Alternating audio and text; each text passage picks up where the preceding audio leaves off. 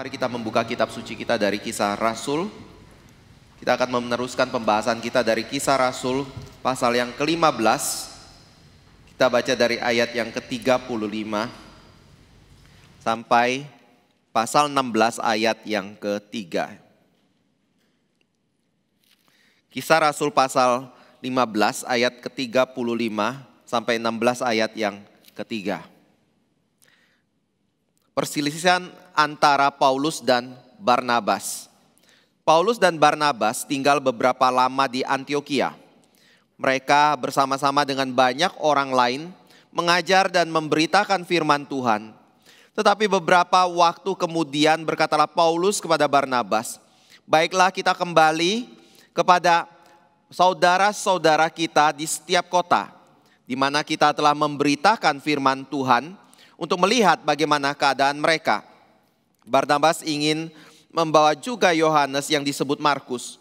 Tetapi Paulus dengan tegas berkata bahwa tidak baik membawa serta orang yang telah meninggalkan mereka di Pamfilia dan tidak mau turut bekerja bersama-sama dengan mereka. Hal itu menimbulkan perselisihan yang tajam sehingga mereka berpisah, dan Barnabas membawa Markus juga sertanya berlayar ke Siprus. Tetapi Paulus memilih Silas, dan sesudah diserahkan oleh saudara-saudara itu kepada kasih karunia Tuhan, berangkatlah ia mengelilingi Syria dan Kilikia sambil meneguhkan jemaat-jemaat di situ. Paulus datang juga ke Derbe dan ke Listra.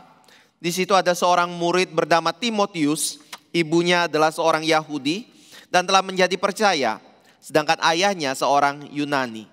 Timotius ini dikenal baik oleh saudara-saudara di Listra dan di Ikonium. Dan Paulus mau supaya dia menyertainya dalam perjalanan. Paulus menyuruh menyunatkan dia karena orang-orang Yahudi di daerah itu, sebab setiap orang tahu bahwa bapaknya adalah orang Yunani. Bapak Ibu Saudara yang kasih Tuhan, pada waktu kita masuk ke dalam pasal 15 ayat ke-35 dan seterusnya, ini adalah satu peristiwa di mana Paulus dan Barnabas sudah kembali ke Antiokhia. Ini adalah satu catatan peristiwa yang terjadi pasca Paulus dan Barnabas pergi ke Yerusalem untuk mengikuti sidang di Yerusalem yang membahas mengenai apa yang menjadi dasar seseorang diselamatkan. Apakah dia diselamatkan karena perbuatan baiknya? Apakah dia diselamatkan karena sunat yang dia terima? Apakah dia diselamatkan karena Taurat yang dia lakukan, yang ditambahkan kepada iman kepada Yesus Kristus? Atau dia diselamatkan karena iman kepada Kristus saja? Atau keselamatan adalah karena kasih karunia Tuhan yang diterima melalui iman kepada Kristus saja, tanpa perlu perbuatan di dalamnya, tanpa perlu ketaatan yang dilakukan oleh orang-orang yang percaya, tanpa perlu satu kehidupan yang tunduk di bawah hukum Taurat terlebih dahulu. Bapak Ibu Saudara yang kasih Tuhan, Yakobus berkata perbuatan itu penting. Perbuatan itu penting kenapa? Karena iman tanpa perbuatan itu sama dengan mati. Tetapi di dalam kitab Yakobus sendiri ketika kita berkata perbuatan itu penting, memiliki prinsip yang sama dengan yang Paulus ajarkan. Yakobus sendiri mengatakan bahwa keselamatan itu adalah kasih karunia. Lalu perbuatan itu penting di mana posisinya? Perbuatan penting bukan karena perbuatan itu yang menentukan kita diselamatkan atau tidak, atau perbuatan itu yang menyempurnakan iman kita di dalam Kristus sehingga kita boleh diterima oleh Tuhan, tetapi perbuatan di dalam kitab Yakobus itu adalah buah dari iman kita kepada Kristus. Jadi Paulus pada waktu berkata, apa yang mendasari seseorang itu diselamatkan? Kasih karunia di dalam iman atau melalui iman di dalam Kristus. Apa yang membuat Yakobus berkata bahwa iman itu harus ditambah dengan perbuatan? Bukan karena perbuatan itu menjadi satu dasar seseorang diperhitungkan benar, tetapi Yakobus juga berkata bahwa karena seseorang itu diselamatkan di dalam iman kepada Kristus, maka dia harus menyatakan imannya di dalam perbuatan yang dia lakukan di tengah-tengah dunia ini. Jadi Bapak Ibu Saudara yang kasih Tuhan, baik Paulus maupun Yakobus mengajarkan prinsip yang sama. Paulus menekankan pada kasih karunia Tuhan, Yakobus menekankan kepada buah dari kehidupan orang yang menerima kasih karunia Tuhan di dalam kehidupan dia. Nah, ini yang menjadi satu dasar sidang yang terjadi di Yerusalem atau kesimpulan yang dihasilkan dari sidang yang ada di dalam Yerusalem tersebut. Dan setelah sidang itu selesai, Paulus dan Barnabas pergi untuk memberitakan mengenai hasil sidang itu. Tapi mereka bukan hanya berdua pergi, tetapi mereka didampingi oleh dua orang lagi. Dan salah satunya adalah Silas yang menyertai untuk menyatakan bahwa apa yang menjadi hasil keputusan yang disampaikan oleh Barnabas dan oleh Paulus itu adalah satu kebenaran. Bapak Ibu Saudara yang kasih Tuhan, jadi dalam kehidupan orang Kristen, apa yang mereka harus nyatakan dalam hidup mereka, yang itu pertama adalah Injil kasih karunia yang diberitakan oleh Yesus Kristus, yang dikerjakan oleh Yesus Kristus ketika dia inkarnasi ke dalam dunia ini dan mati di atas kayu salib untuk memberikan satu keselamatan atau kehidupan kekal bagi mereka yang percaya. Itu menjadi inti dari pengajaran Kristen dan itu menjadi inti dari berita yang orang-orang Kristen harus kabarkan di dalam hidup mereka. Tetapi di bagian lain atau di dalam perikop yang sama, Yakobus juga ada menekankan kepada Paulus dan Barnabas untuk diajarkan kepada orang-orang Kristen yang bukan berlatar belakang Yahudi. Tetapi orang-orang Kristen yang berlatar belakang orang-orang Yunani atau orang-orang non-Yahudi. Apa yang mereka ajarkan? Mereka satu sisi harus menekankan kepada Injil, kasih karunia semata di dalam Kristus yang menyelamatkan. Tetapi Paulus dan Barnabas juga diminta untuk mengajarkan mereka tidak boleh makan daging yang dipersembahkan kepada berhala. Mereka tidak boleh makan darah. Mereka tidak boleh melakukan percabulan. Mereka juga tidak boleh makan daging binatang yang mati dicekik. Kenapa? Bukan karena hal itu menentukan keselamatan, tetapi hal itu menentukan sikap kasih mereka kepada orang-orang Yahudi, Kristen atau orang-orang Yahudi yang belum percaya, yang hidup berdampingan dengan orang-orang Yahudi Kristen dan orang-orang non-Yahudi Kristen. Jadi intinya adalah pada waktu kita dipanggil oleh Tuhan untuk hidup sebagai orang yang percaya kepada Tuhan. Satu sisi kita memiliki satu mandat untuk memberitakan Injil dan menyaksikan hidup yang ada di dalam kasih karunia. Tetapi sisi lain yang kedua adalah kita harus menyatakan hidup di dalam kasih kepada orang-orang yang ada di sekitar kita. Supaya mereka tidak tersandung oleh iman kita, oleh perbuatan kita. Dan mereka boleh mengenal kebenaran dari Tuhan Yesus Kristus. Ini adalah dua hal yang ditekankan di dalam sidang di Yerusalem. Dan ini adalah dua hal yang disetujui oleh Paulus dan Barnabas. Dan ini adalah dua hal yang diajarkan oleh Paulus dan Barnabas ketika mereka pulang dari sidang di Yerusalem menuju kepada tempat-tempat yang mereka pernah mengabarkan Injil sebelumnya. Sampai kepada Antioquia. Dan di Antioquia sendiri mereka kemudian mengajarkan dan menyatakan kebenaran dari pengajaran yang mereka pernah ajarkan terlebih dahulu kepada jemaat di Antioquia yang sebelumnya resah oleh orang-orang Kristen Yahudi yang mengaku dari kelompok Yakobus yang mengajarkan iman harus ditambah dengan perbuatan baik atau sunat dan Taurat di dalam kehidupan mereka. Nah, setelah sekian waktu berlalu, maka Paulus di sini mengajak Barnabas untuk pergi mengelilingi kota-kota yang pernah mereka kunjungi sebelumnya. Mengelilingi gereja-gereja yang pernah mereka bangun atau tanam sebelumnya di dalam perjalanan misi mereka yang pertama. Jadi pada waktu kita membaca ayat ke-35 dan seterusnya, ini adalah satu pembicaraan yang terjadi antara Paulus dan Barnabas untuk melakukan perjalanan misi yang kedua di dalam mengelilingi gereja-gereja yang ada. Dan pada waktu mereka ingin menjalankan misi itu, di sini menggunakan kata Yunani yang ditujukan kepada Paulus, bahwa dia betul-betul ingin pergi mengelilingi dan mengunjungi gereja-gereja yang ada itu, atau orang-orang Kristen yang ada. Dia tidak bisa tenang, dia tidak bisa sabar untuk menunggu bertemu dengan orang-orang Kristen yang pernah mereka injili sebelumnya. Nah, Bapak Ibu Saudara yang kasih Tuhan, apa yang memberikan kekuatan yang begitu besar dalam diri Paulus untuk mau pergi mengunjungi orang-orang tersebut atau orang-orang Kristen ini? Apa yang membuat Paulus itu begitu rindu sekali untuk mengabarkan Injil kepada orang-orang yang belum pernah mendengarkan Injil sebelumnya? Saya percaya ini adalah satu motif yang penting sekali di dalam kita menjadi orang Kristen dan di dalam kita menyaksikan Kristus dalam kehidupan kita. Kalau kita berkata apa yang mendorong kita untuk memberitakan Injil, mungkin kita bisa berkata bahwa hal yang mendorong kita itu adalah satu, yaitu Tuhan di dalam Matius 28 itu memerintahkan kepada kita untuk pergi dan menjadikan seluruh bangsa muridku. Jadi atas dasar perintah Tuhan yang agung itu, atau Pak Tong berkata yang sangat agung itu, maka saya harus pergi memberitakan Injil Tuhan.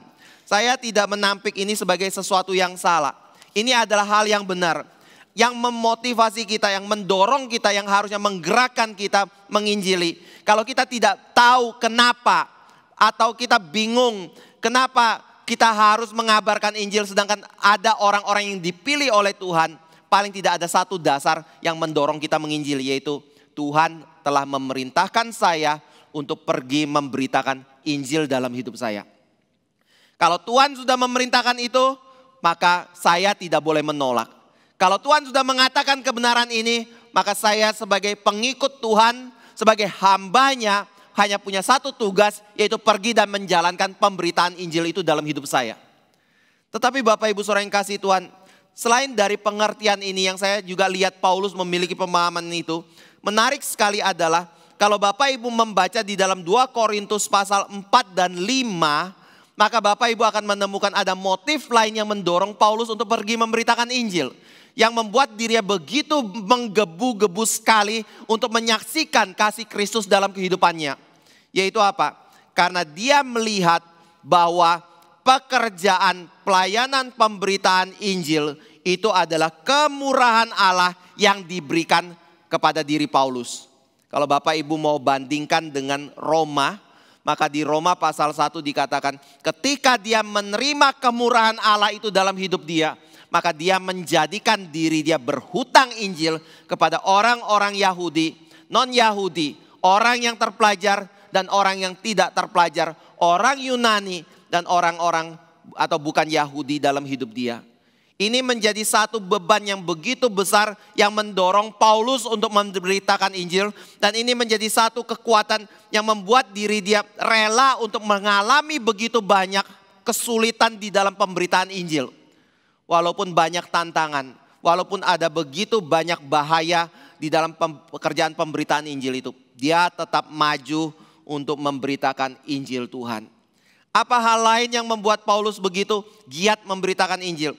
Kalau Bapak Ibu membaca terusnya lagi sampai pasal ke-5, maka di situ Bapak Ibu akan melihat bahwa salah satu motivasi lagi yang mendorong Paulus begitu giat memberitakan Injil adalah dia tahu bahwa dia akan bertemu dengan Kristus, bahwa dia akan dipersatukan dengan Kristus, dan bahwa dia akan diterima oleh Tuhan di dalam kekekalan. Pada waktu dia berdiri di hadapan tahta pengadilan dari Yesus Kristus, maka Yesus akan menerima diri dia dan bukan menolak diri dia. Ini juga yang menjadi satu dasar yang mendorong Paulus begitu giat sekali untuk mengabarkan Injil dalam hidup dia. Jadi Bapak Ibu Saudara yang kasih Tuhan, pada waktu kita membaca bagian pasal 15 Kisah Rasul ini, Paulus tidak sabar. Paulus ingin pergi. Paulus ingin melihat kembali orang-orang Kristen yang sudah dia Injili. Paulus ingin melihat pertumbuhan iman mereka. Paulus ingin melalui pelayanan dia lebih banyak orang untuk percaya dan diselamatkan di dalam Kristus. Karena apa?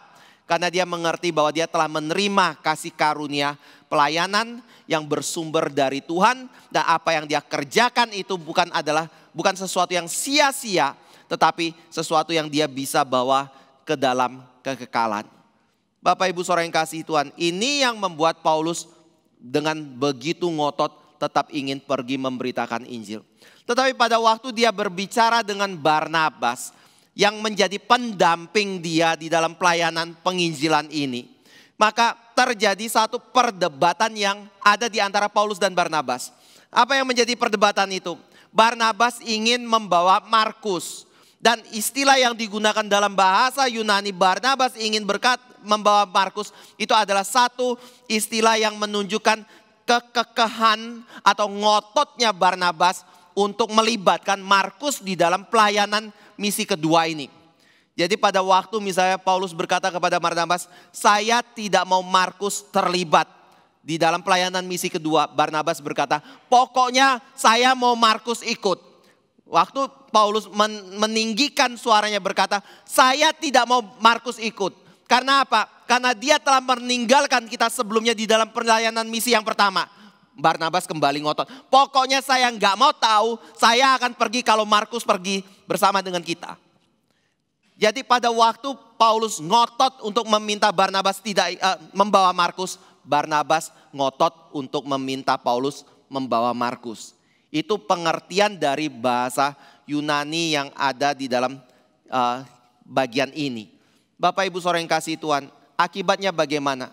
Akibatnya dikatakan di dalam kitab suci, baik Paulus maupun Barnabas akhirnya mengalami perselisihan yang cukup runcing atau sangat runcing sekali. Sehingga membuat kedua orang yang merupakan tokoh kekristenan yang penting sekali pada waktu itu kemudian memisahkan diri antara satu dengan yang lainnya. Ada orang yang mengatakan, kenapa mereka berpisah? Apakah karena mereka memiliki perbedaan doktrin? Saya lihat bukan dasarnya di situ. Tetapi yang menjadi dasar mereka untuk berpisah satu sama lain karena ada sudut pandang yang berbeda, ada prinsip yang berbeda, atau mungkin juga ada karakter yang berbeda antara Paulus dengan Barnabas yang membuat kedua orang ini tidak bisa bersama-sama kembali di dalam pelayanan.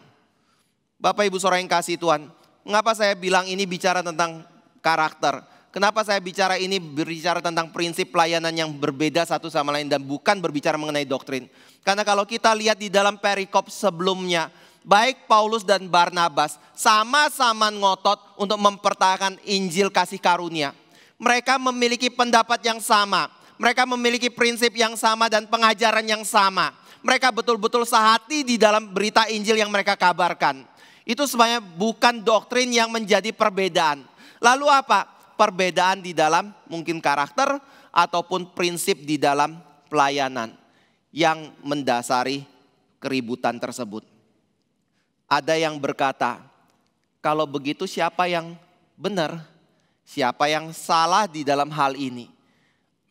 Tapi sebelum kita menjawab hal itu, saya mau mengatakan kepada Bapak Ibu semua. Ketika kita mengikut Tuhan, Bapak Ibu jangan berpikir seorang yang memiliki doktrin yang sama, seorang yang memiliki visi yang sama di dalam melayani, yaitu mengutamakan Kristus, mengutamakan kebenaran Injil berdasarkan kasih karunia, itu bisa berjalan terus bersama-sama sampai akhir tanpa ada permasalahan sama sekali. Paulus dan Barnabas itu menjadi satu catatan bagi kita. Yang satu sisi mungkin kita bisa katakan sebagai satu hal yang buruk di dalam kesaksian gereja. Sesuatu yang mungkin tidak perlu terjadi di dalam kesaksian gereja. Tetapi kalau kita mendapatkan catatan ini, berarti catatan peristiwa ini adalah hal yang penting. Saya tidak mau mengajarkan bahwa gereja boleh ribut seperti itu atau berdebat satu sama lain yang mengakibatkan perpecahan di dalam pelayanan gereja. Saya percaya ketika gereja ribut satu dengan yang lain sehingga mengakibatkan perpecahan di dalam gereja, itu pasti merupakan kerjaan dari iblis yang berhasil untuk menghasut orang-orang Kristen untuk ribut satu sama lain dan memecah diri antara satu dengan yang lain. Saya tidak menganjurkan keributan itu menjadi sesuatu yang diperbolehkan dalam gereja. Tetapi peristiwa di mana Lukas mencatat Paulus dan Barnabas ribut, itu boleh menjadi sesuatu yang menguatkan diri kita juga. Karena pada waktu kita melayani Tuhan, kita sering kali berpikir bahwa orang-orang Kristen adalah orang-orang yang harusnya baik, adalah orang-orang yang harusnya mengasihi. Dan kalau dia mengasihi, harusnya tidak ada keributan sama sekali di dalam gereja. Tidak boleh ada perpecahan sama sekali. Tidak boleh ada sakit hati di dalam gereja. Bapak Ibu Saudara yang kasih Tuhan, Paulus dan Barnabas bagaimana? Mereka ribut? Mereka ribut. Mereka sakit hati? Mereka sangat sakit hati sekali melalui peristiwa yang terjadi itu. Yang membuat mereka sejak hari itu tidak pernah dicatat bersama lagi di dalam pelayanan. Mereka berpisah satu dengan yang lain. Lalu kenapa ini dicatat? Saya percaya dan saya lihat salah satu tujuan ayat ini dicatat supaya kita jangan jadi orang Kristen yang naif. Maksudnya adalah kalau saya ke gereja, orang Kristen harus baik-baik semua. Kalau saya datang ke gereja, maka tidak boleh ada orang yang menyentuh saya dan menyakiti hati saya dan atau ribut dengan diri saya. Paulus dan Barnabas itu bertengkar satu dengan yang lain yang mengakibatkan perpisahan di antara mereka. Artinya apa? Kalau kita datang ke gereja, kemungkinan itu mungkin bisa terjadi dalam hidup kita. Tetapi pada waktu hal itu terjadi, ada satu pelajaran yang ditekankan oleh Paulus dan Barnabas juga bagi kita, yaitu walaupun mereka berselisih, mereka berpisah, tetapi lihat, Barnabas pernah meninggalkan Tuhan tidak? Tidak. Barnabas menjauhkan diri dari gereja tidak? Tidak. Paulus menjadi kecewa, lalu kemudian menjadi murtad, lalu kembali ke dalam agama dia? Tidak. Tetapi dia tetap setia melayani Tuhan, Barnabas tetap setia melayani Tuhan, dan Alkitab mencatat Markus yang dilayani oleh Barnabas, kemudian di dalam surat Timotius yang kedua dikatakan sebagai orang yang penting bagi pelayanan Rasul Paulus. Tetapi apa yang dicatat di dalam kitab suci ini menunjukkan bahwa sama-sama orang yang percaya kepada Tuhan, sama-sama orang yang memiliki takut akan Tuhan, sama-sama orang yang mengutamakan Kristus dalam hidup dia, itu bisa mengalami perselisihan. Tetapi di sisi lain itu menunjukkan bahwa motif mereka di dalam pelayanan itu adalah murni, yaitu untuk kemuliaan Tuhan. Walaupun di dalam kehidupan mungkin mereka tidak bisa bersama-sama untuk melayani Tuhan di dalam satu kelompok yang sama. Bapak Ibu Saudara yang kasih Tuhan. Jadi pada waktu kita membaca Kisah Rasul pasal 15, kita bisa berkata seperti ini. Orang yang dewasa di dalam iman mungkin saja mengalami perselisihan. Dan perselisihan itu diakibatkan oleh apa? Bukan satu doktrin yang mereka alami dalam hidup mereka. Bukan karena ada perbedaan mengenai keutamaan, yang satu mementingkan diri, yang satu mementingkan Kristus. Tetapi dua-duanya sama-sama mementingkan Kristus dalam hidup mereka. Sama-sama mengkomitkan dirinya dengan sepenuh hati untuk Kristus. Tetapi mereka tetap bisa mengalami perselisihan itu. Tetapi Bapak Ibu Saudara yang kasih Tuhan, perselisihan itu untuk menguji apakah kita sungguh-sungguh memiliki motif yang diperuntukkan bagi Kristus atau tidak di dalam pelayanan juga. Jadi ini yang menjadi satu dasar yang mungkin kita bisa pegang. Tapi kita kemudian masuk ke dalam bagian kedua. Pada waktu kita bertanya mengenai perselisihan ini, bukankah di dalam surat Paulus kepada jemaat Korintus, di dalam 1 Korintus pasal 13 dikatakan, kasih itu tidak apa? Kasih itu sabar, kasih itu tidak marah. Betul ya? Tetapi di dalam peristiwa Kisah 15, Paulus dan Barnabas begitu runcing sekali di dalam perdebatan yang membuat mereka sakit hati satu dengan yang lain, yang akhirnya membuat mereka terpisah. Pertanyaannya adalah, siapa yang benar, siapa yang salah? Pernah pikir? Ada yang mengatakan seperti ini. Kalau kita lihat tulisan Lukas, Lukas tidak pernah mencatat siapa yang benar, siapa yang salah. Betul enggak? Lukas hanya mencatat atau memberikan informasi kepada kita penyebab dari perpisahan Paulus dan Barnabas. Tetapi Lukas juga tidak pernah memberitahu kita akibat dari perpisahan itu apa. Dan Lukas tidak pernah mengatakan Paulus benar atau Barnabas yang benar. Tetapi Lukas hanya mengatakan karena mereka yang satu mempertahankan Markus, yang satu tidak mau mempertahankan Markus, maka itu membuat mereka berpisah. Jadi pada waktu kita membicarakan mengenai perpisahan yang terjadi antara Paulus dan Barnabas, kita harus memberi catatan satu hal, yaitu jangan terlalu gampang menyudutkan atau menyalahkan salah satu dari kedua orang ini. Karena Alkitab sendiri tidak memberitahu kita mengenai hal itu atau tidak menyalahkan salah satu dari mereka. Tetapi walaupun hal itu benar, ada juga yang mengatakan seperti ini. Di antara dua orang itu ada yang salahnya juga. Salahnya di mana? Salahnya itu adalah karena mereka lebih fokus kepada kekuatan dan kelebihan diri mereka. Sehingga mereka akhirnya kurang memiliki kasih satu dengan yang lain. Atau mengalami kompromi di dalam keputusan mereka. Contohnya gimana? Misalnya pada waktu Paulus ribut dengan Barnabas berkenaan dengan Markus. Bapak Ibu Saudara yang kasih Tuhan, tindakan Paulus yang mempermasalahkan Markus itu dasarnya apa? Kalau kita lihat dari sisi karakter Paulus, kita akan berkata bahwa ya Paulus itu orang yang begitu berani. Orang yang tidak pernah menyerah. Orang yang walaupun maut ada di depan mata, dia berani melawan maut itu dan menghadapi maut itu dalam hidup dia. Jadi dia orang yang seperti apa? Dia adalah seorang yang tidak mengenal takut, tidak mengenal lelah, tidak mengenal arti mati di dalam hidupnya. Kalau itu adalah kehendak Kristus, maka dia akan maju terus walaupun itu berarti dia harus mati. Tetapi Markus berbeda. Markus pada waktu di dalam perjalanan misi pertama, mungkin setelah masa nostalgia keindahan atau masa berbunga-bunga atau masa apa itu istilahnya. Masa kalau orang nikah bulan madu ya. Masa bulan madu berlalu.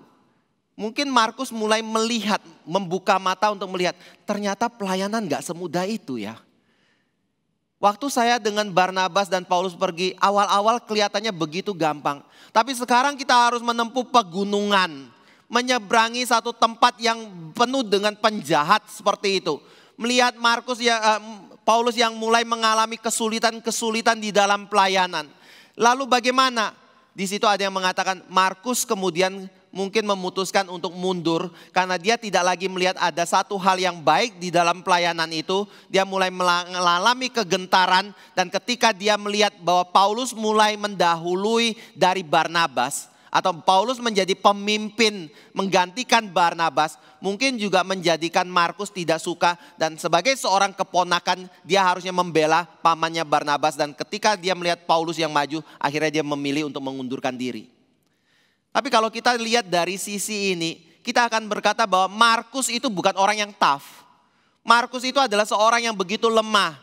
Markus itu orang yang tidak berani menghadapi tantangan yang berat. Tapi Paulus adalah orang yang begitu berani sekali.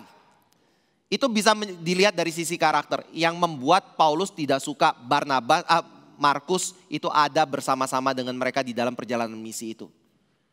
Tetapi mungkin Bapak Ibu bertanya seperti ini. Ya, itu kan bicara tentang karakter. Bagaimana dengan ayat firman? Ada dasar firman enggak? Kalau Paulus hanya mementingkan karakter dia enggak bisa menerima karakter dari Markus seperti itu. Bukankah Paulus juga berdosa di dalam hal ini? Bapak Ibu Saudara yang kasih Tuhan, pernah baca di dalam Lukas pasal 9, di situ ada kalimat Tuhan Yesus yang berkata bahwa orang yang membajak tetapi menoleh ke belakang, dia gimana? Tidak layak mengikut aku. Jadi kalau kita bicara tentang ayat Alkitab, Paulus salah enggak di dalam memutuskan untuk tidak membawa Markus? Enggak juga kan? Karena ada ayat yang mengatakan bahwa orang yang meninggalkan Tuhan enggak perlu diajak di dalam pelayanan lagi. Tetapi Barnabas bagaimana? Barnabas adalah orang yang kita katakan seorang yang punya hati yang begitu besar. Orang yang mau menampung orang-orang yang berkekurangan. Orang-orang yang lemah dalam iman. Bahkan dia rela menjadi mediasi Paulus untuk membawa Paulus yang semula ditolak oleh gereja akhirnya diterima oleh gereja Tuhan. Orang yang memiliki hati yang begitu besar sekali, hati yang menggembalakan jemaat Tuhan yang ada di dalam kondisi yang lemah, memberi kekuatan kepada diri mereka. Orang yang baik bukan? Orang yang sangat baik sekali, orang yang sungguh-sungguh takut akan Tuhan. Dan orang yang dipakai oleh Tuhan juga dengan luar biasa sekali. Tapi pada waktu dia melihat pada Markus, apa yang mendorong dia untuk mempertahankan Markus? Saya lihat bukan hanya karena dia keponakannya, tetapi karena hatinya yang ingin dan melihat potensi pada diri Markus, akhirnya dia menerima Markus untuk kembali di dalam pelayanan. Jadi bicara tentang karakter kembali. Lalu kalau mau berbicara tentang firman Tuhan, ada nggak ayatnya?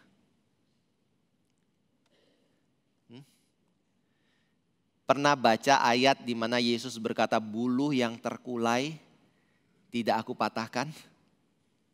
Pernah kan? Tetap dipertahankan Tuhan. Lalu Tuhan memberi bukti enggak? Ada bukti. Contohnya siapa? Pada waktu Nuh misalnya. Melarikan diri dari perintah Tuhan. Tuhan memberikan Nuh kesempatan kedua? Iya kan? Akhirnya Nuh kemudian setelah dilempar ke dalam laut, dimakan oleh ikan besar. Yunus dimakan oleh ikan yang besar. Akhirnya dia di dalam perut ikan itu mengaku dosanya dan berkomitmen ulang di hadapan Tuhan untuk menjalankan perintah Tuhan. Lalu akhirnya ikan itu memuntahkan dia ke darat dan dia kembali melayani Tuhan. Yang kedua Petrus. Petrus pada waktu dia melayani Tuhan sempat satu hari dia menyangkali Tuhan. Dan ketika dia sudah menyangkali Tuhan pada waktu Yesus akan disalibkan seperti itu. Apakah dia diberi kesempatan kembali? Dia diberi kesempatan kembali untuk melayani Tuhan. Sekarang Markus seorang yang pernah meninggalkan pelayanan. Tidak sampai menyangkal Tuhan. Patut enggak untuk dipertahankan? Saya yakin Barnabas punya dasar yang kuat untuk mengatakan dia patut untuk dipertahankan di dalam pelayanan. Kenapa Paulus begitu ngotot untuk tidak mau melibatkan Markus di dalam pelayanan? Oke, saya tanya, jadi siapa yang benar, siapa yang salah? Dua-duanya punya dasar yang kuat. Tetapi saya juga lihat dua-duanya punya kelemahan. Kelemahannya di mana? Kelemahannya merupakan sisi lain dari kekuatan dari masing-masing orang itu. Paulus punya keberanian yang tidak punya istilah pantang mundur. Tetapi efek dari punya karakter seperti itu, dia sulit sekali menerima orang yang lemah. Atau tidak punya keberanian yang seperti dia. Barnabas bagaimana? Barnabas adalah seorang yang punya hati yang begitu besar untuk menerima orang-orang yang lemah. Kelemahannya di mana? Kelemahannya adalah di dalam surat Galatia. Pada waktu dia melihat kelompok orang-orang Kristen Yahudi datang yang mempermasalahkan mengenai makanan yang haram dan halal. Sehingga membuat mereka akhirnya berkelompok dan memisahkan diri dari orang-orang Kristen non-Yahudi. Maka Barnabas turut berpindah tempat ke dalam kelompok mereka. Artinya adalah seorang yang punya hati yang besar, Bapak Ibu jangan lihat mereka pasti baik. Mereka pasti ada kelemahan juga, yaitu berkompromi karena mereka ingin menerima orang yang lain. Sehingga tidak terlalu berani untuk menegaskan kebenaran dalam hidupnya. Jadi ini yang membuat ada penafsir yang mengatakan, oh, kalau kita bicara mengenai perselisihan Paulus dan Barnabas, satu sisi memang Lukas tidak pernah mengatakan dengan jelas apakah mereka berdosa atau tidak. Tetapi di sisi lain kita juga bisa mengatakan tindakan Paulus dan Barnabas walaupun tidak dicatat ada dosanya, tetapi tetap ada kelemahan dan dosanya. Yaitu dari sisi yang lain dari kelebihan mereka. Nah, Bapak Ibu Saudara yang kasih Tuhan, di sini saya mau mengatakan satu hal. Kalau kita bingung berbicara tentang apa yang menjadi kelebihan kita. Kalau kita bingung untuk mengatakan apa yang menjadi talenta saya atau karunia yang Tuhan berikan kepada diri saya. Caranya bagaimana? Salah satu cara yang mungkin bisa digunakan adalah coba lihat apa yang Bapak Ibu lihat dari kelemahan orang lain. Apa yang Bapak Ibu lihat dari kekurangan gereja. Apa yang Bapak Ibu lihat sebagai sesuatu yang setidak layaknya seperti itu. Mungkin di situ Bapak Ibu tahu bahwa Tuhan memberikan karunia kepada Bapak Ibu di dalam hal itu. Tetapi yang sering kita lakukan adalah kita berpikir bahwa hal yang kurang itu milik orang lain, milik gereja, yang harus berubah gereja. Saya cuma berdiri sebagai orang yang memberikan masukan tanpa terlibat di dalam pelayanan untuk memperbaiki keadaan yang ada. Bapak Ibu Saudara yang kasih Tuhan, kita nggak bisa seperti itu. Orang yang memiliki kelebihan melihat sesuatu, harusnya dia bertanggung jawab untuk terlibat di dalam pelayanan yang dianggap kurang. Karena itu mungkin adalah karunia yang Tuhan berikan kepada diri dia. Makanya Pak Tong mengatakan satu prinsip yang sangat baik sekali. Pak Tong berkata, you say, you pay. You say, you pay, engkau berkata, engkau membayar, itu bukan bicara uang saja. Tetapi itu berbicara mengenai apa yang menjadi usulan kita untuk pelayanan gereja. Kalau kita berani mengusulkan sesuatu karena kita melihat ada hal yang kurang dan lebih baik seperti yang kita lihat, maka yang mengusulkan itu memiliki hak untuk terlibat di dalam usulan itu atau di dalam pelayanan tersebut. Karena apa? Karena yang lain tidak melihat, dia yang melihat sendiri. Yang seharusnya berbagian siapa? Misalnya ambil contoh kayak gini. Saya adalah orang yang misalnya berantakan. Saya ngaku ya, mungkin istri saya ada di sini. Setiap kali saya habis khotbah atau apa, istri saya selalu komplain. Kenapa rambutmu nggak diminyakin? Kenapa bajumu agak berantakan seperti itu? Sepatu nggak disemir kayak gitu. Bapak Ibu Saudara yang kasih Tuhan, bagi saya itu nggak penting. Tapi belakangan saya belajar ternyata itu juga adalah hal yang penting untuk diperhatikan. Karena orang juga memperhatikan hal itu. Saya setiap kali turun khotbah biasanya ada orang dulu ya. Selalu ngomong, Pak rambutnya kok modelnya kayak gitu. Pak bajunya kok kayak gitu. Dasinya seperti itu. Atau sepatunya begitu. Selalu dulu setiap kali turun dari mimbar ada yang ngomongin kayak gitu. Belakangan saya juga mulai ngerti bahwa itu adalah hal yang penting dan berusaha untuk melakukan hal itu. Tetapi Bapak Ibu Saudara yang kasih Tuhan, sebaik-baiknya saya berusaha untuk melakukan hal itu. Kira-kira saya bisa nggak memenuhi standar istri saya yang melihat bahwa saya kurang di dalam hal itu? Kemungkinan tidak. Dia tetap akan melihat ada yang kurang dari penampilan saya. Karena ada hal-hal yang tetap saya anggap sebagai hal yang biasa yang nggak perlu terlalu diperhatikan. Itu contoh salah satu yang mungkin dari sehari-hari ya. Gereja juga seperti itu.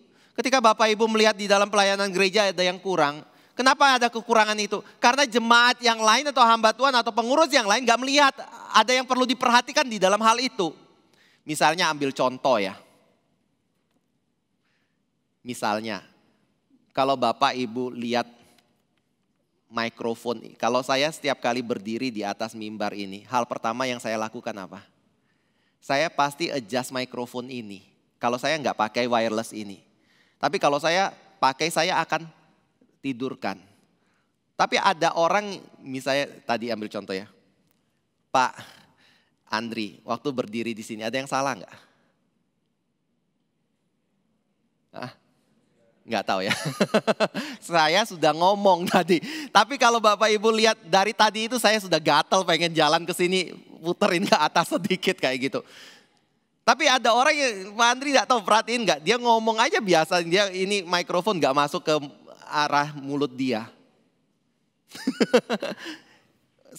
Itu contoh yang sederhana. Kadang-kadang kita berpikir hal yang simple kayak gitu kok orang nggak ngerti kayak gitu. Tapi masalahnya adalah saya juga belajar memang nggak ngerti. Jadi kalau mereka nggak ngerti kita mau tuntut mereka untuk ngerti, satu sisi kita bisa ajarkan kepada mereka. Tapi seringkali itu menjadi hal yang dilupakan atau nggak terlalu dipikirkan dan dipentingkan untuk dilakukan perubahan. Tapi kita yang mengerti itu jengkelnya minta ampun. Ada yang kurang, nyesek sekali di dalam dada ini untuk melihat hal yang kurang itu. Lalu misalnya kayak gini, saya kritik Pak Andri. Pak Andri, itu mikrofon dinaikin. Nanti kalau besok saya panggil lagi ya. Mungkin mikrofonnya tetap kayak gitu. Saya harus ngomong lagi seperti itu untuk mikrofonnya itu dinaikin. Nah sekarang Bapak Ibu kalau jadi saya atau jadi orang seperti itu, yang dilakukan apa? Misalnya nggak usah jauh-jauh, suami istri. Suaminya berantakan, istrinya rapi sekali. Tiap kali pulang, lihat suaminya berantakan. Ibu-ibu bagaimana? Ada yang ambil contoh, lihat di rumah ada sarang laba-laba, minta suaminya bersihin, suaminya nggak pernah bersihin. Sehari, 2 hari, 3 hari, sebulan, 2 bulan, 3 bulan. Akhirnya istrinya jengkel kayak gitu. Marah-marah, perlu marah nggak? Ya bersihin aja kan selesai. Ngapain mau diributkan? Barang di rumah berantakan ya oke lah dibilangin, rapiin. Daripada diributin terus, mestinya ya dirapiin, ya sudah selesai kayak gitu. Maksudnya adalah kalau kita mengerti sesuatu, ya lakukan.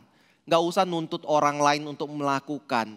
Kita boleh didik mereka. Kalau mereka tidak bisa mengerti, ya lakukan saja untuk melengkapi. Itu fungsi dari karunia yang ada di dalam gereja. Nah, Paulus dan Barnabas punya karunia yang berbeda.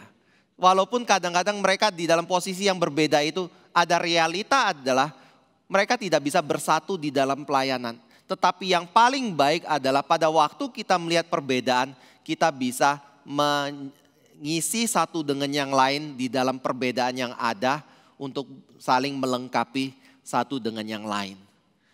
Bapak Ibu Saudara yang kasih Tuhan, apa yang menjadi dasar Paulus dan Barnabas ribut? Bukan masalah doktrin, tapi mungkin masalah di dalam karakter yang berbeda antara personalitas yang satu dengan personalitas yang lain di dalam pelayanan ini. Tetapi kalau kita kembali melihat kepada peristiwa itu, kita mungkin boleh berpikir sedikit ya. Kira-kira siapa yang lebih disertai oleh Tuhan di dalam hal ini?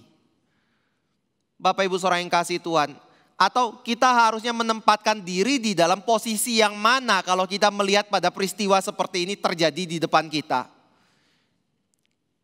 Kalau di dalam peristiwa Paulus dan Barnabas, saya sendiri melihat secara pribadi, kalau Paulus ada di dalam posisi yang bisa dikatakan lebih benar dan perlu didukung dibandingkan dengan Barnabas. Kenapa? Karena pada waktu Barnabas berpisah, walaupun Paulus tidak pernah berbicara hal yang buruk mengenai Barnabas.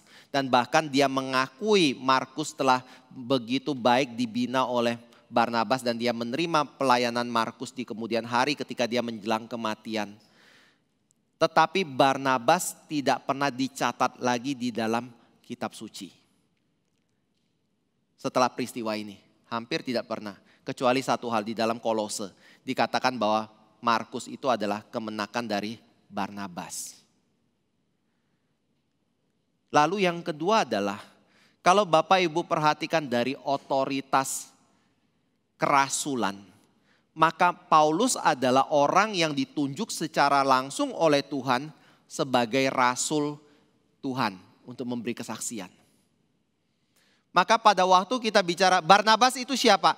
Oh, Barnabas adalah seorang rasul juga, tetapi beda. Paulus adalah rasul yang langsung ditunjuk oleh Tuhan untuk memberitakan Injil, tetapi Barnabas adalah seorang yang diutus oleh gereja untuk melayani gereja Tuhan dan memberitakan Injil Tuhan. Sehingga kalau kita bicara mengenai otoritas yang ada di dalam peristiwa ini, maka Paulus memiliki otoritas yang ada di atas Barnabas.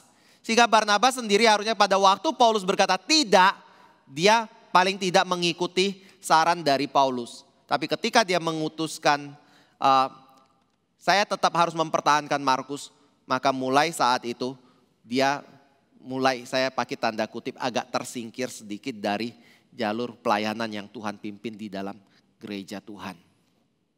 Dipakai Tuhan tidak? Masih dipakai. Tetapi Bapak Ibu Saudara yang kasih Tuhan, dia dipakai secara berbeda dari Paulus dipakai oleh Tuhan. Lalu yang ketiga, apa yang menjadi dasar saya bilang Paulus adalah orang yang tetap mungkin perlu didukung seperti itu. Karena kalau Bapak Ibu bandingkan dengan ayat yang ke-40, maka di situ dikatakan tetapi Paulus memilih Silas dan sesudah diserahkan oleh saudara-saudara itu kepada kasih karunia Tuhan, berangkatlah ia mengelilingi Syria dan Kilikia sambil meneguhkan jemaat-jemaat di situ. Jadi gereja sendiri mengakui pelayanan Paulus dan mendukung otoritas Paulus dan pelayanan Paulus dan pilihan yang Paulus lakukan terhadap Silas. Dan memang ketika saudara baca setelah pasal 15 itu, maka pilihan Paulus terhadap Silas itu adalah pilihan yang benar.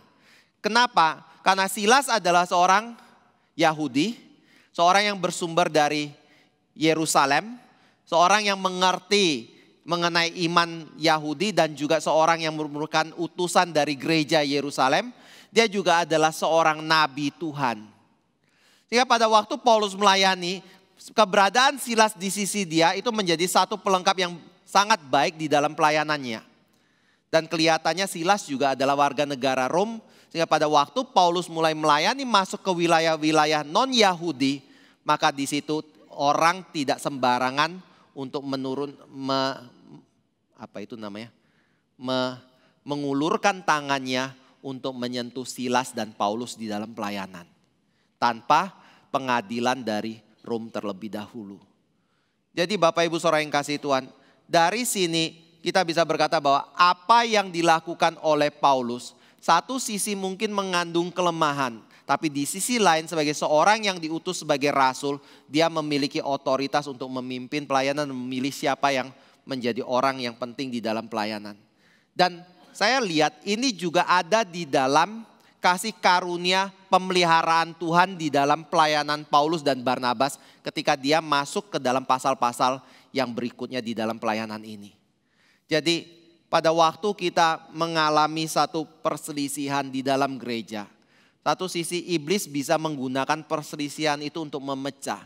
Tetapi Bapak Ibu Saudara yang kasih Tuhan, saya harap perselisihan bukan menjadi satu dasar bagi kita untuk pisah, kecuali kalau yang menjadi perbedaan itu adalah masalah doktrin atau pengakuan iman di dalam gereja. Tapi kalau itu adalah urusan pribadi, masalah perbedaan karakter, coba kita terlebih dahulu untuk melihat perbedaan itu, lalu saling mengisi di dalam perbedaan itu, saling melengkapi di dalam perbedaan itu.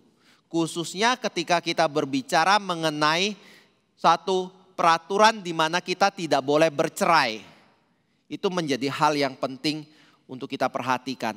Karena di balik dari peristiwa yang berbeda itu, mungkin Tuhan sedang ingin mengasah kita, mengamplas kita, menumpulkan bagian-bagian dari kita yang terlalu runcing atau terlalu tajam melalui saudara kita yang berbeda total dari diri kita. Supaya sama-sama boleh bertumbuh di dalam kasih kepada Tuhan. Bapak Ibu Saudara yang kasih Tuhan, kalau kita menerima orang yang betul-betul memuji kita, mengakui diri kita, betul-betul tunduk dan mengatakan bahwa diri kita itu baik, perlu nggak ada sangkal diri di situ? Perlu nggak bertumbuh di dalam kasih, di dalam kemurahan, di dalam kesabaran dan yang lainnya? Saya yakin nggak perlu. Kapan kita perlu bertumbuh di dalam hal itu? Ketika ada orang yang mulai mengatakan kamu kurang di dalam hal sesuatu. Kita perlu bertumbuh di dalam hal itu. Jadi Tuhan kadang membenaru orang-orang yang menjadi benalu dalam hidup kita, menjadi batu sandungan dalam hidup kita, supaya kita makin bertumbuh di dalam kasih, di dalam buah roh, di dalam kehidupan kita. Itu hal yang penting. Paulus pada waktu itu mungkin tidak terlalu mengerti hal ini. Tetapi Tuhan tetap memimpin dia, dan di akhir-akhir dari pelayanan dia mulai mengerti mengenai hal itu. Dan mungkin Bapak Ibu bisa baca surat-surat Paulus. Dia mulai belajar untuk mengasihi yang lemah, memperhatikan yang lemah, dan mendorong yang lemah untuk bisa bertumbuh. Bapak Ibu Saudara yang kasih Tuhan,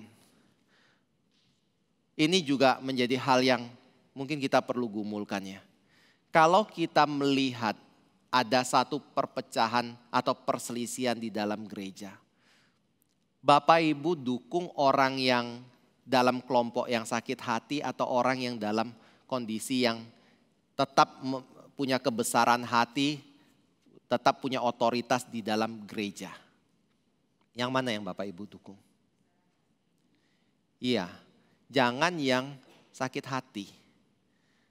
Karena yang sakit hati akan terus menimbun rasa luka itu dalam hati mereka, sehingga akhirnya mereka juga menjadi batu sandungan. Tapi kalau Bapak Ibu bergabung dengan orang yang punya otoritas dalam gereja, orang yang tetap pelayanannya dilihat oleh baik, diberkati oleh Tuhan, punya kebesaran hati untuk menerima orang yang berbeda dari diri dia, walaupun mungkin ada luka seperti itu. Hal itu akan jauh lebih memberkati daripada kalau kita bergabung dengan yang luka hati. Paulus menjadi contoh itu. Ketika Silas berpihak kepada Paulus, ketika gereja mengutus Paulus, kita bisa melihat Alkitab mencatat bagaimana Tuhan menyertai Paulus di dalam pelayanan yang dia kerjakan. Tidak sampai di situ, Paulus juga dipimpin oleh Tuhan untuk bertemu dengan orang-orang yang penting di dalam pelayanannya untuk mendukung pelayanannya. Jadi kadang-kadang perselisihan itu sesuatu yang ya pasti buruk kayak gitu. Tetapi kadang-kadang di dalam perselisihan Tuhan bisa pakai untuk kita lebih mengembangkan pekerjaan Tuhan dengan melihat ada orang-orang lain yang Tuhan temukan untuk mendukung pelayanan yang dikerjakan itu. Tetapi sekali lagi, jangan menjadikan perselisihan sebagai dasar yang membenarkan kita untuk berselisih dengan orang lain. Tetapi perselisihan itu sesuatu yang perlu dihindari karena kita lebih harus bersatu dan sama-sama mengerjakan pekerjaan Tuhan, menyangkal diri seperti itu. Tetapi di sisi lain mungkin perselisihan bisa menjadi satu alat Tuhan untuk mengembangkan pekerjaannya. Saya stop di sini terlebih dahulu. Masih banyak hal lain yang mungkin kita bisa bahas melalui bagian ini ya. Tapi sekali lagi jangan jadikan ini sebagai dasar untuk Bapak Ibu berselisih ya.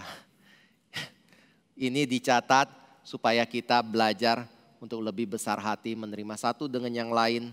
Dan kita menguji motivasi kita di dalam pelayanan.